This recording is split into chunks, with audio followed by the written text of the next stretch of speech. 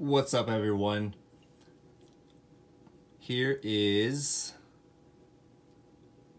one of the males that I use, and I've used quite a bit in the last couple of years. I've had this male since he was a hatchling, and he has sired many clutches last year, and hopefully he will sire a few more clutches this year.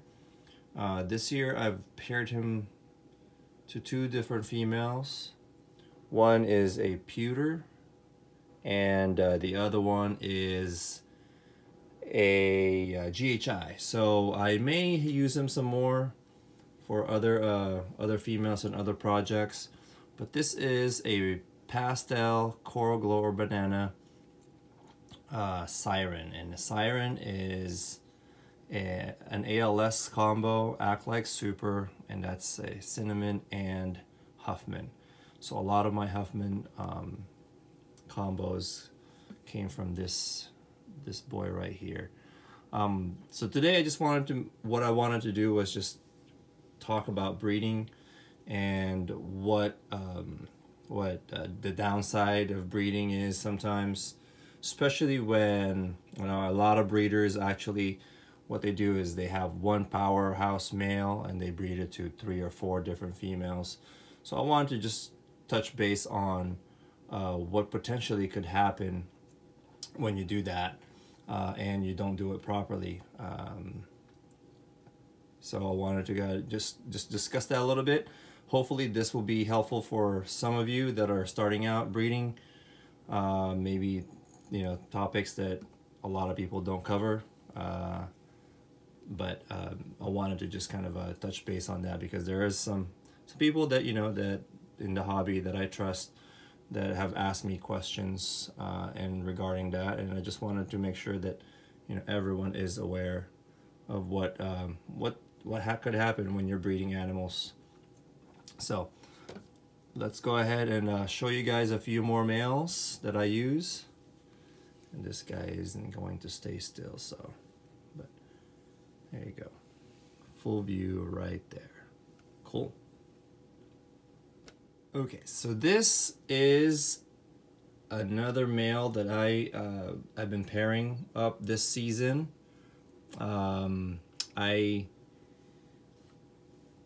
He's been locking with I believe 3 females, and recently in the last month and a half, I've pulled him back and actually stopped breeding him. He's a great eater, and he was eating throughout the breeding process, even if it's just an adult mouse. But about a month and a half ago or 2 months ago, he stopped eating, and I noticed that he was acting a little funny. So one of the things, and this guy is a first year breeder male, so he's not proven. He's just got up to size this year. And one of the things that can happen when you're breeding males, especially when you're breeding a male to multiple females, a lot of times they get stressed out. This male is in a rack along with other males, different tubs obviously, but they he is in the same temperature, same condition as other males that are breeding amazing, no problem. Some of them are actually even smaller than him, but for some reason this one breeding causes stress on the animals, especially if he is breeding with a female that maybe isn't compatible. I think he is still, this guy, a lot of my males right now are still in breeding mode, and you can kind of tell when they are in breeding mode is when you touch them, they arch right away. It's like they're so stiff. That's kind of a sign when they're a little bit feistier during this time too, but they're like in combat mode all the time. But as I was saying, he is in the same condition as my other breeding males, but for some reason this guy, was getting stressed out. And when snakes are stressed out, they often get sick. So, you know your animals, pay attention to them, look at the signs. If they're great eaters, all of a sudden they stop eating, you know, study, look at their tub, see if, you know, if a lot of times when they do get, what do you call this? Respiratory infection, they would have mucus and they would rub it all over the tub. So that's one sign. Always check your animal, make sure that they are healthy. Oh, he's gonna wrap into the camera. So that way you can catch it immediately, and it doesn't, you know, you catch it early enough. It's a quick, you know, maybe a few weeks treatment of antibiotics, or sometimes you just lay off the breeding, increase their temps, and oftentimes they get through it. But always make sure you are checking up on your animals, especially when you're breeding, and know your animals. So this guy is not gonna stop moving. So I'm gonna go ahead and show you guys a few more males that I'm breeding this season and some of the upcoming males. So that way, you know, I'll keep discussing this topic with you guys. All right, so since I've been touching him, I think he's good now, but always precaution, since I'm gonna be laying potentially other animals in here.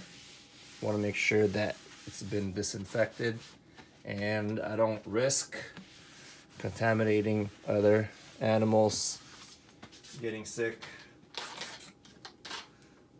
Clean my hands one more time. And what I'm going to show you guys are some of the upcoming males. This one actually just shed and looking amazing, so I figured I'd show everyone this dark fella right here.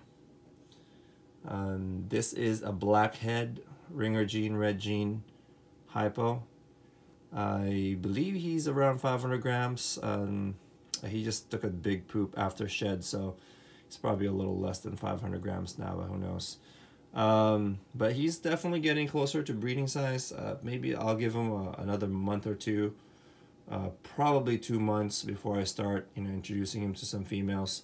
I have some time anyway with a female that I am intending him to be with, to pair him with, and that would be my black pastel hypo, to make some black pastel blackhead hypo, and hopefully make some dark snakes. And this guy, maybe pair him to a GHI too, we'll see. If he starts locking, maybe that will be a good idea. But for younger males, I usually try to limit one female, maybe two the most, just so that they don't get stressed out too much. But look at that. They don't want to stay still. But yeah, this is the blackhead. I'm gonna go ahead and show you guys another snake. Put this guy away. So from the dark to something really light, this orange dream Enchi possible het hypo is really looking extraordinary. In comparison to my other orange dream, I mean, this guy is just 10 times the shade lighter, and he is eating food like crazy. And right now I believe he's around 470 grams, so I would say I'd give it a couple months before I start pairing him. I do also have a few females that I'm really wanting him to go with, and hopefully he's gonna lock. At least one is something that I really want to pair, and that would be a butter Enchi hypo female. So this one's a orange dream Enchi possible het hypo. So all the babies would be 100% hypo. And if I produce a hypo, that means this guy is 100% het for hypo. So that's what I'm going for. Super Enchi, Orange Dream, Butter. Oh, I have to look at what that looks like, but I'm excited. I'm trying to go for a lot of supers to upgrade my collection in the future. But yeah, this is one male that's up and coming. He's gorgeous. Color is not showing up on the camera. He is a lot brighter. I mean, look at that. Look at that color. So it's amazing color right here. So this is another male that's up and coming. Let me go ahead and put him away and grab another male that I wanted to show you guys. Okay, so this one is another male that I am super excited for. He's got a lot of purples, and this came from a good buddy of mine, John Dyer from Balthazar Exotics in Seattle. He's recently moved to Iowa. Oh no, sorry, Kansas. So he's in Kansas now, and he's building a great facility over there with his collection. But this one is a banana Mojo or Mojave Huffman Hypo, 100% het for clown. So I'm going for the double recessives, and I'm working the hypo and the clown together. And this boy is gorgeous, and he's sitting around 430, maybe 450 grams now. He just shed a couple days ago. He's eaten yesterday, and he is just looking amazing. He has a slight paradoxing right there. But this is one of my up-and-coming males, and his partners. There's 3 double hets. Actually, one is a pastel hypo het clown female that should be about 1,400 grams now, maybe 1,300 grams. So maybe late season or late year, end of the year pairing, or possibly most likely it'll be for 2020 breeding. But I'm excited for that, and this boy is looking amazing. Can't wait to pair this guy up with other hypo combos, or maybe even just het clown or clown combos in the future, and make some clown het hypo stuff. So, but yeah, look at those purples. So I'm gonna show you guys one more male, and then we'll wrap this video up. Okay, so last, maybe I'll show you guys one more. But this is one that I produced, going in the Coral Glow Banana morph here, and the sire of this boy is the male that I showed you earlier in this video, the pastel banana or Coral Glow siren. And this one is paired with the mom was a lesser, so this is a lesser Huffman Coral Glow or banana, and it's a possible het for G stripe, and he is about 500 grams, I believe 530 grams, and he is 500 grams of pure beauty right here. No specks, which is how I like my my Coral Glows or bananas. He almost looks like Ultra Mel to me, but he is very pretty. He's a great eater as well, so I wanted to show him because he may actually start breeding this year, and I do have a couple of female, actually one female that I really wanted him to breed, and I just wanted to prove out if he's genetic stripes. So we have a pastel lesser genetic stripe. Now the risk on that is, since this guy is also a lesser, is that I might produce some white snakes, but I'll take the risk. Everyone loves the white snake, so I'll breed him to that girl, and hopefully maybe produce at least one G stripe, just to prove out that, hey, this guy is het for genetic stripe, which would add more to this powerhouse already of a male. So I wanted to show you guys this one because he is, I mean, almost ready to be breeding, and he may be, I think might wait a month and maybe one more shed, and then I think I'm gonna introduce him to his girlfriend. I'll show you guys one more, maybe two more snakes before we wrap it up, because but they're on the younger end, and I just wanted to show them. They're probably not going to be able to breed this year, but I just wanted to share them with you anyways, because they are amazing. So I want to share what I'm excited about, especially in my projects. So all right, let me go put this boy away and show you guys those last two. Okay, so this last two is kind of like yin and yang. In my recent video, I showed this guy already, but I wanted to just show you guys in comparison between this one and this champagne combo right here. I am actually, for some reason now, I've got tons of champagne combos. So the only thing about champagne combos is you can't really mix champagne together because they're lethal, and you're gonna end up with dead snakes. So you don't want to breed champagne to champagne or champagne to spider, champagne to a lot of the ones that have neuro problems. You don't want to breed to champagne because you'll end up with just a horrible clutch. They're most likely either they're gonna have a horrible wobble that, you know, they will not be able to eat, and usually right off the bat they hatch and then they pass away. So I don't even want to try that.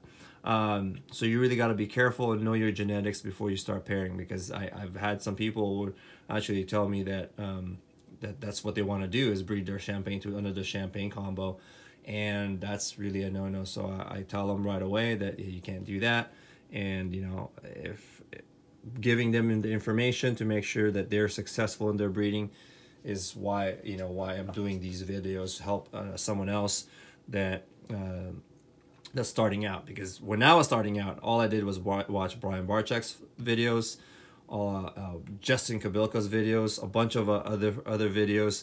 Some of them are no longer actually in the hobby, but they had some great video contents that I watched all the time religiously before I even got started.